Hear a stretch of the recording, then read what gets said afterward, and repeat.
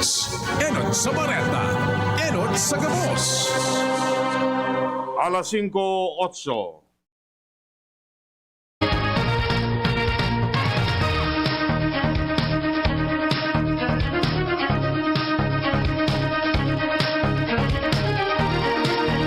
Maray na hapon mga tugang uya po ang mga barata ngunyan para sa aga digdi sa Radyo DCGB. Mga baratang maruluwa sa aga sa mga dyaryo nasyonal. Enot sa BBM DCGB sa mga baratang ngunyan para sa aga. Biglinaw kan Department of Health na tutugutan na ang nagkaparang walk-in sa pediatric COVID-19 vaccination. Sigun kay Health Undersecretary Mirna Cabotaje na ipigtataong kwenta na kan DOH sa mga local government units kung paano sinda makondukta nin walk-in vaccination sa mga nasa edad 12 sa good 17 anyos. Pero mas maray pa manggararay kung iinggan niya ron kan mga LGU ang mga jóvenes na magparehistro. Piglinaw man ni Cabotaje na ang mga aki na mapabakuna dapat may kaibanan na magurang o kaya guardian.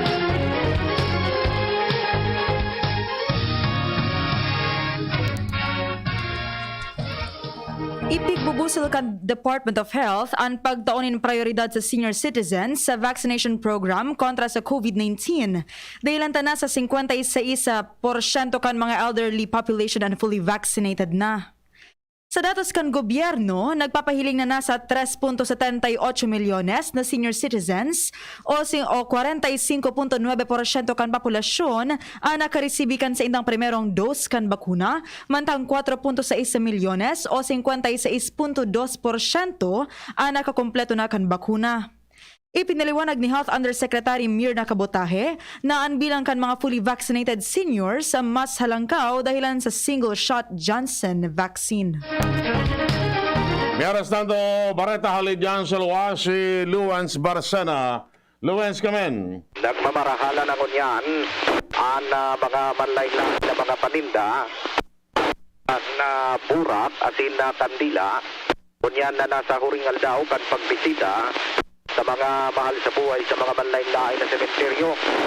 Ini ang nanotarang at sisibinyos na kunsain ang simple sa ng mga kinuti-kuti na burak nag-range na ining isang gatos to 250 pesos atin ang mga kandila nag-range ining mga 5 to masiring sa 25 ibon sa mga nakahulay sa ninyo.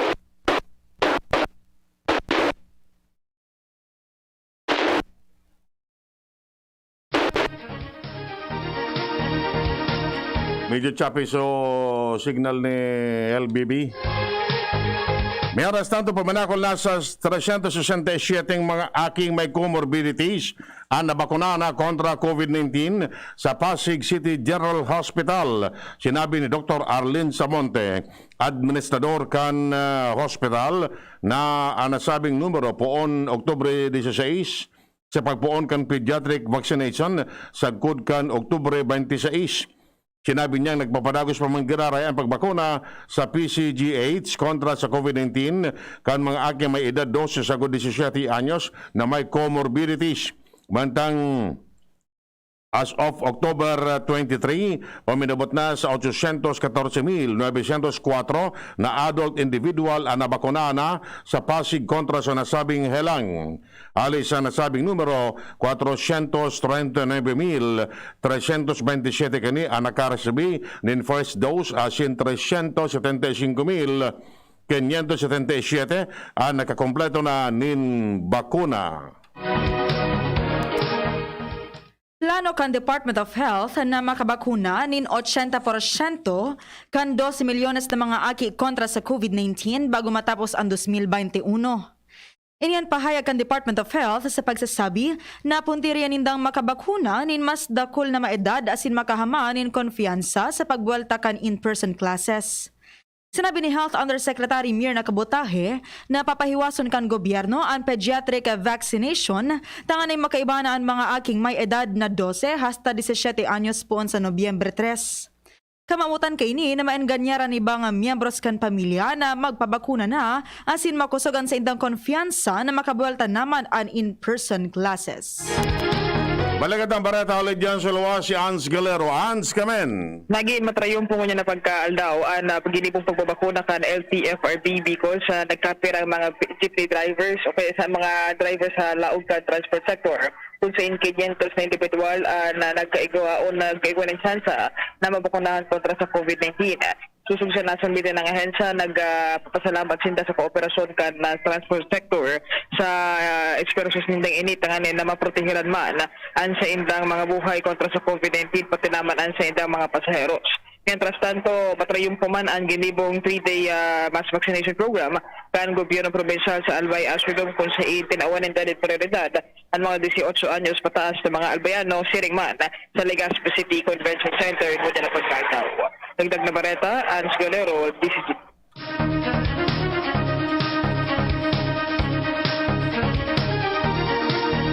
Mientras tanto, nasa 138 na sana ang numero kan mga pasyenteng may COVID-19 na naka-admit sa Philippine General Hospital.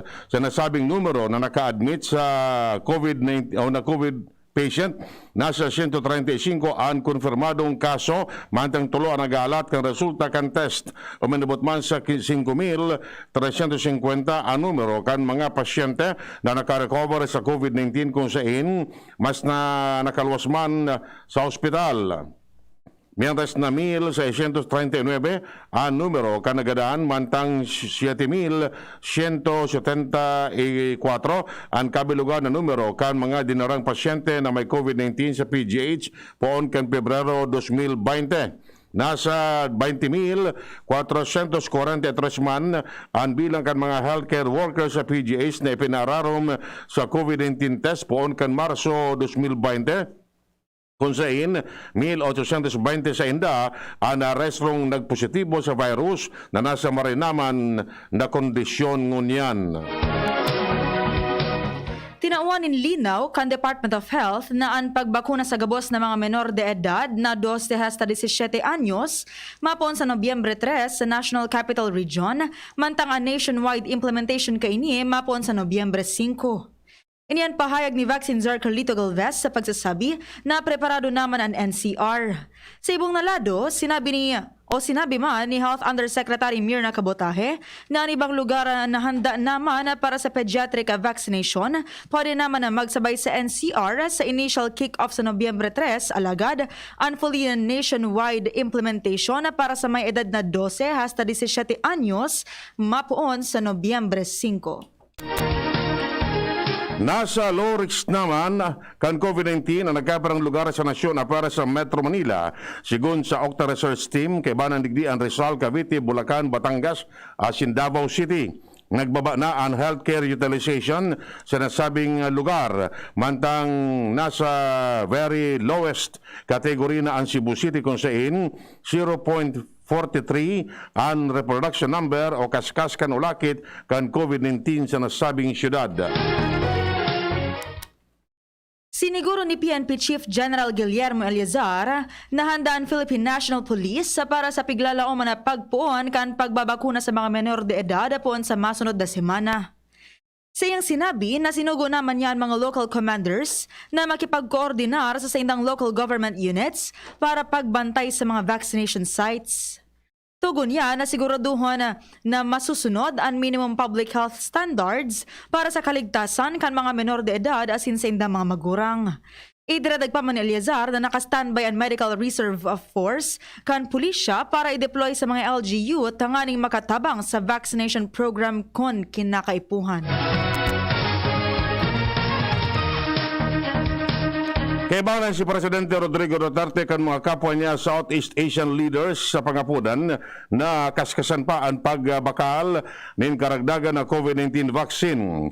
Ang pangapunan ginibo kan Presidente sa 38 Association of Southeast Asian Nation o ASEAN Summit. Sigun kay Duterte, kinakaipuan na magkasaro ang 10 miyembrong ASEAN Bloc para madaog o mapugulan ang COVID-19 pandemic.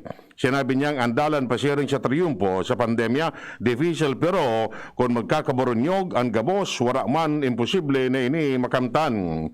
Nangapunan man ang presidente sa ASEAN Secretariat na kaskasahan ang pagbakal ng karagdagan na bakuna gamit ang COVID-19 Response Fund. Tinawanindong kang presidente na kung igwang sa liring Regional Vaccine Research and Production Facility ang ASEAN region handa sa future public health emergency. Katakod kini, nag-apela man ang presidente sa iba pang Southeast Asian leaders na ipautob ang ASEAN Travel Corridor Arrangement Framework tanganing mabuhay giraray ang ekonomiya sa lalong madaling panahon.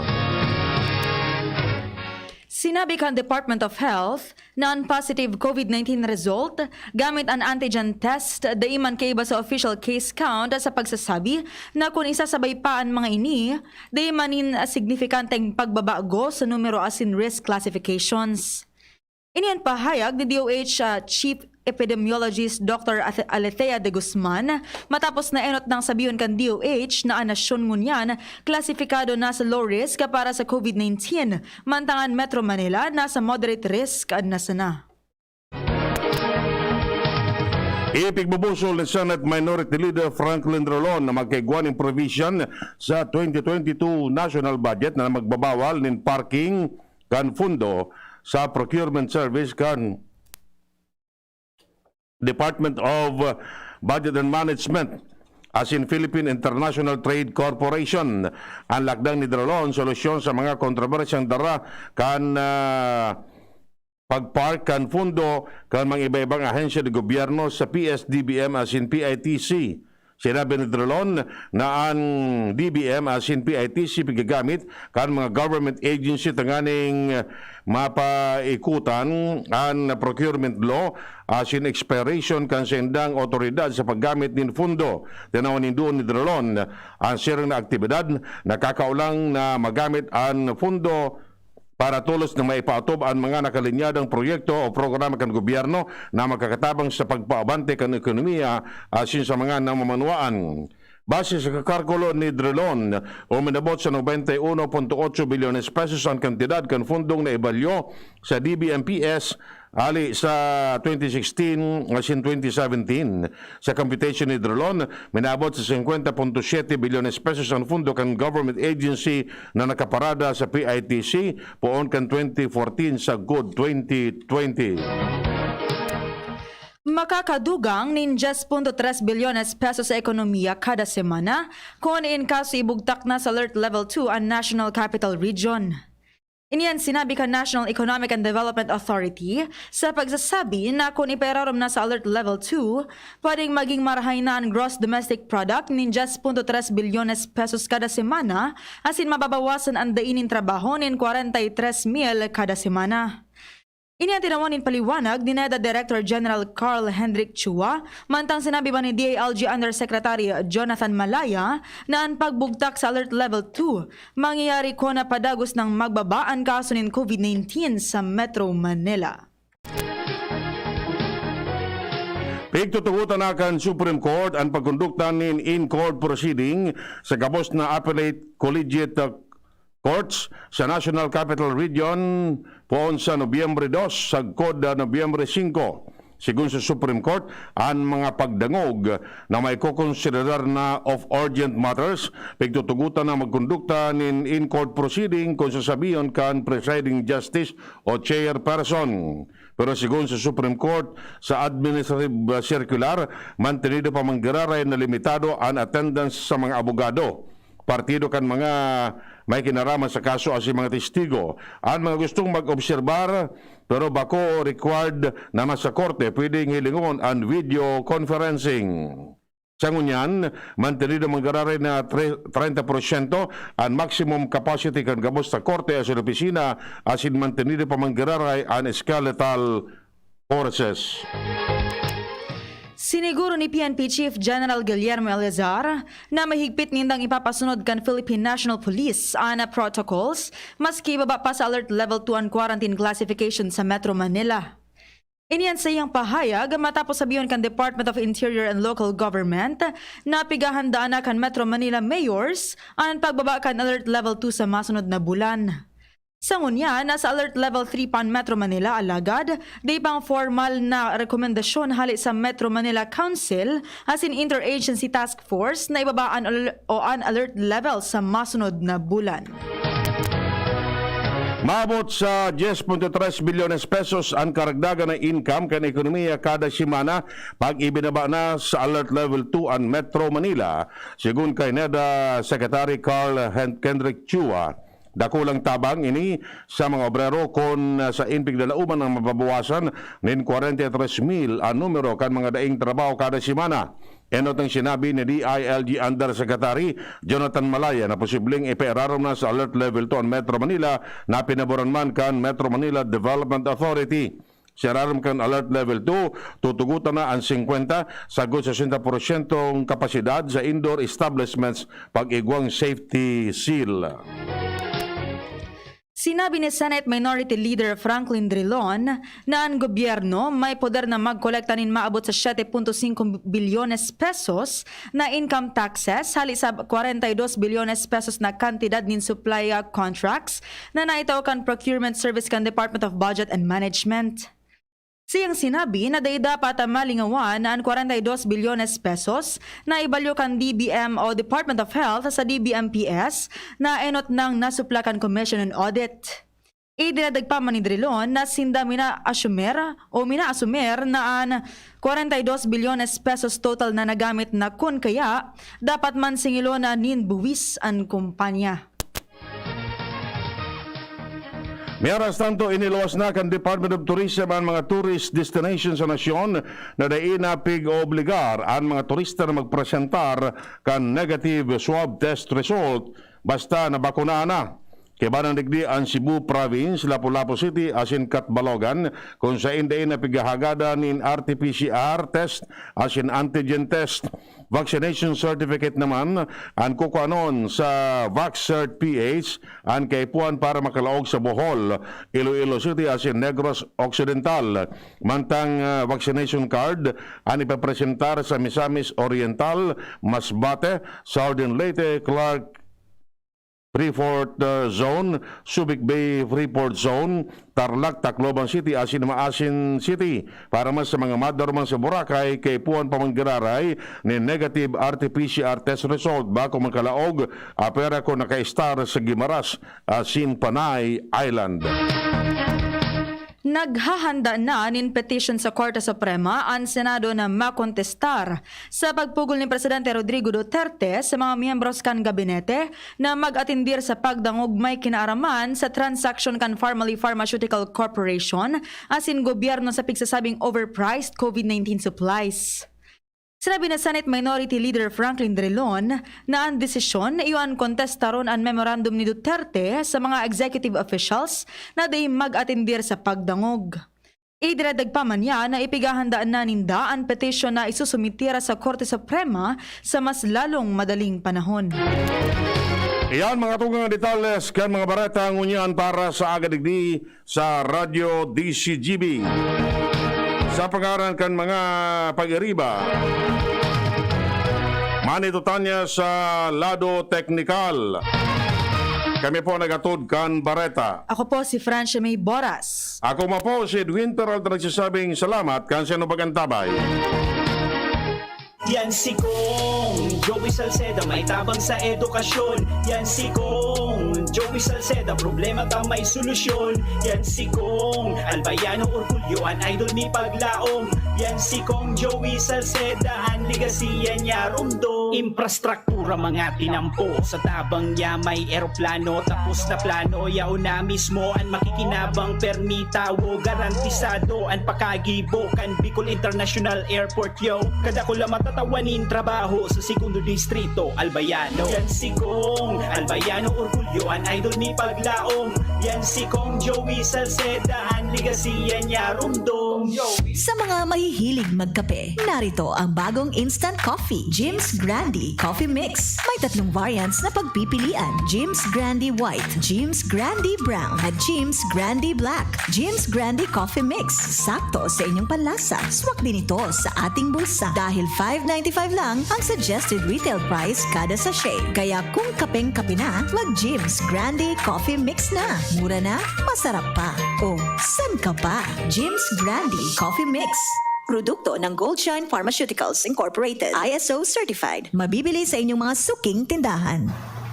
Daddy, malapit na ang pasukan. Kailangan ko po ng laptop. Mag-online classes po kami. Walang problema, anak. Magbihis ka na. Pupunta tayo ngayon din sa Albay Computer Electronic Supplies and Repair. Talaga, Dad? Kompleto ba sa computer accessories ang Aces? Yes na yes, anak. Brand new at de kalidad ang laptop, desktop, printer, gaming gears, gaming desktop with gaming chairs, cellphones, CCTV installation ang Aces. Ang presyo abot kaya natin at may cash discount pa. Hindi lang yan. Ang Aces ay authorized service center din ng Asus, Brother, Epson, Lenovo at Sharp Copier. Lastly, pwede ang loan sa kanila. Anong pinag-uusapan nyo mag-ama dyan? Itong anak mo, ibibili ko ng laptop sa Aces. Kailangan daw sa school. Love, dagdagan mo pa ng isang desktop computer. Work from home din ako, diba? Ha? ACES, located at GFBNO Building, Quezon Avenue, Legazpi City. Please call 480